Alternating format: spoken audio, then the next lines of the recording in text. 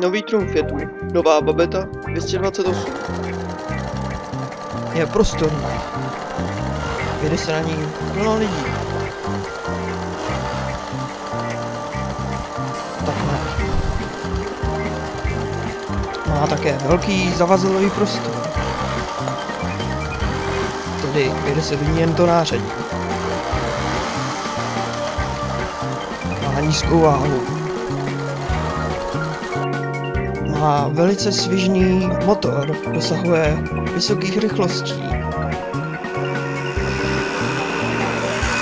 Je také skvěle ovladatelná. To znamená, že se ní nemůžete nikdy nabourat. Perfektně si osvojí každý těžký terén. Jelikož má velice pevné a neporušitelné pneumatiky. A to hlavní, spotřeba. Už nemusíte řešit, protože tato babeta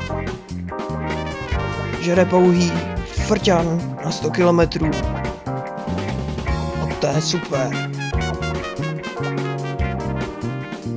A můžeme vyrazit.